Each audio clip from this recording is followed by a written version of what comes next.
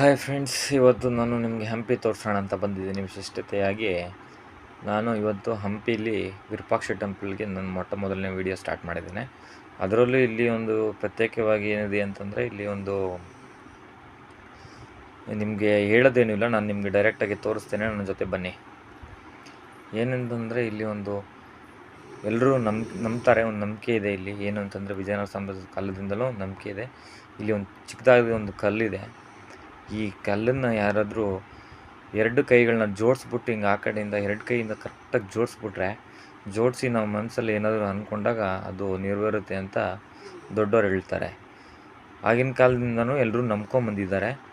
ಅದನ್ನು ಎಲ್ಲರೂ ಹಂಪಿಗೆ ಬಂದಾಗ ಎಲ್ಲರೂ ಮಾಡ್ತಾರೆ. ನೀವು ಮಾಡಿ ನೋಡಿ, ನಿಮ್ಮ ಮನಸ್ಸಲ್ಲಿ ಏನಿದೆ ಅಂದ್ಕೊಂಡು ನೋಡಿ, ನಿಮಗೆ ಗೊತ್ತಾಗುತ್ತೆ.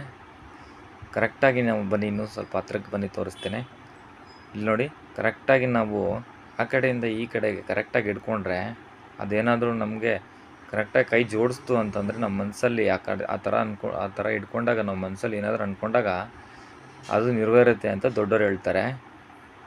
ಬನ್ನಿ, ಗುಡಿ ಆವರಣ ತೋರಿಸ್ತೇನೆ ಮುಂದಕ್ಕೆ. ನೋಡಿ ಎಷ್ಟು ಚೆಂದ ಇದೆ. ಧ್ವಜಸ್ತಂಭ ಇದೆ, 2 ಗೋಪುರಗಳು, ಸಾಲು ಮಂಟಪಗಳು, ಎಷ್ಟು ಚೆಂದ ಕಟ್ಟಿದ್ದಾರೆ. ಎಷ್ಟು ನೋಡ್ಲಿಕ್ಕೆ, ಎಷ್ಟು ಕಣ್ಣು ತುಂಬ ಭೂಲೋಕದ ಸ್ವರ್ಗನೇ ಅಂತಲೇ ಹೇಳ್ಬೋದು ನಮ್ಮ ಹಂಪಿ ನೋಡೋಕ್ಕೆ. ಎಷ್ಟು ಚೆನ್ನಾಗಿದೆ ನೋಡೋಕ್ಕೆ. ಎಷ್ಟು ಸರಿ ನೋಡಿದ್ರೂ ಕಣ್ಣು ತುಂಬ ಸಾಲದು. ಬನ್ನಿ ನೀವು ಒಂದು ಸರಿ. ಅಂತಾರೆ, ಕಣ್ಣಿದ್ದವರು ಹಂಪಿ ನೋಡ್ಬೇಕಂತಾರೆ. ಎಲ್ಲರೂ ಬಂದು ನೋಡಿ ಹಂಪಿನ. ನೋಡೋಕ್ಕೆ ಸುಂದರವಾದ ತಾಣ, ಹಾಗೆ ಭೂಲೋಕದ ಸ್ವರ್ಗ ಅಂತಲೇ ಹೇಳ್ತಾರೆ ದೊಡ್ಡವರು. ಹಂಪಿನ ಕಂಡವರು ಎಲ್ಲರೂ ಭೂಲೋಕದ ಸ್ವರ್ಗನೇ ಅಂತ ಹೇಳ್ತಾರೆ.